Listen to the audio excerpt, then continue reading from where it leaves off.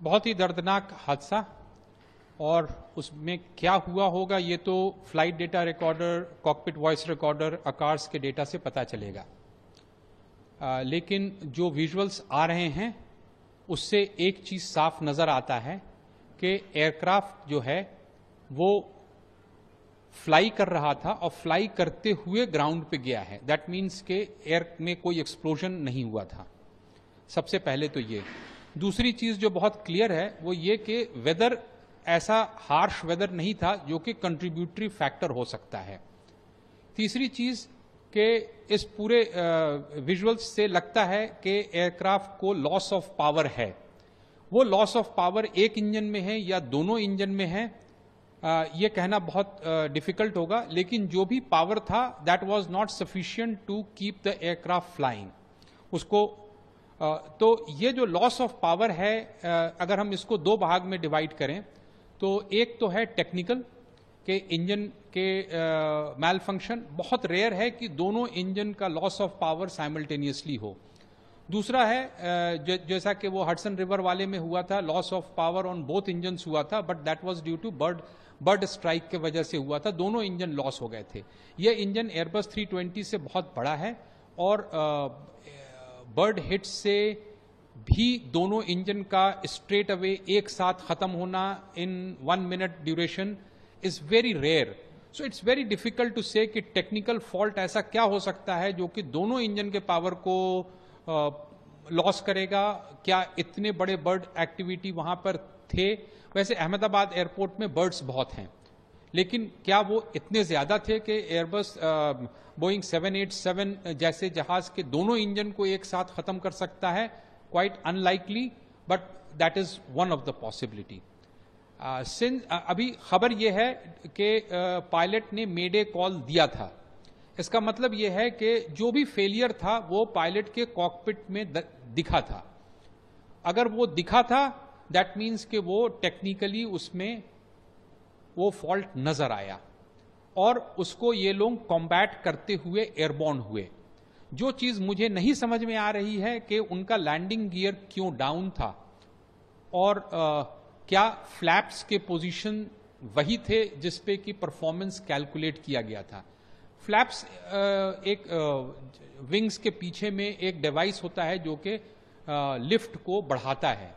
तो जब aircraft take off करता है तो उसका फ्लैप्स टेक ऑफ पे होता है, लैंडिंग गियर डाउन होता है। जैसे ही एयरबॉर्न होता है तो लैंडिंग गियर को अप किया जाता है।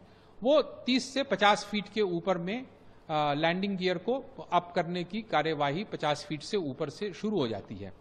और इस केस में लैंडिंग गियर डाउन है।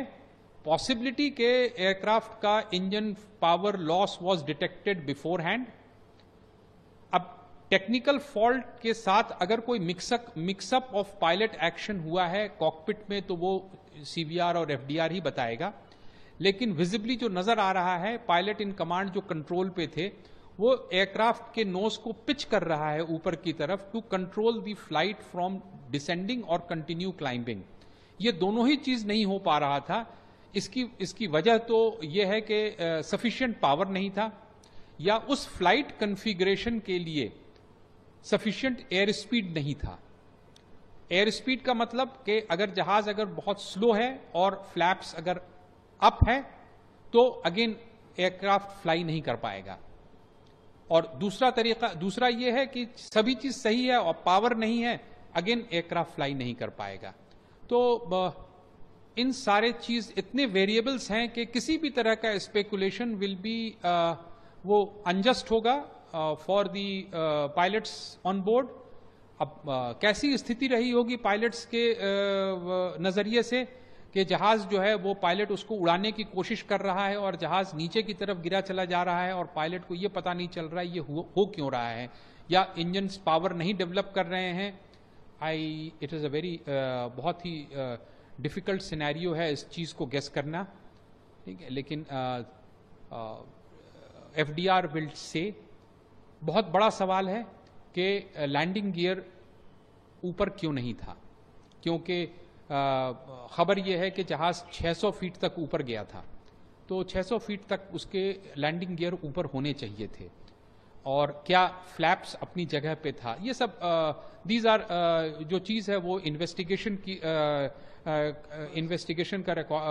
की चीज है और किसी को भी स्पेकुलेट करने का हक नहीं है। मैं ये बोल रहा हूं कि वेदर, हॉट टेम्परेचर, रनवे, ये सारा चीज परफॉर्मेंस एयरक्राफ्ट के इंजन पावर और कॉन्फ़िगरेशन पे डिपेंड करता है। इंजन पावर टेक्निकली खराब हो सकता है, इंजन पावर बर्ड हिट की वजह से भी जा सकता है, और एयरक्राफ्ट का कॉन्फ़िगरेशन पायलट के हाथ में होता है। क्या एक प्रॉब्लम था या मल्टीपल प्रॉब्लम था, अभी कोई कुछ नहीं कहा जा सकता।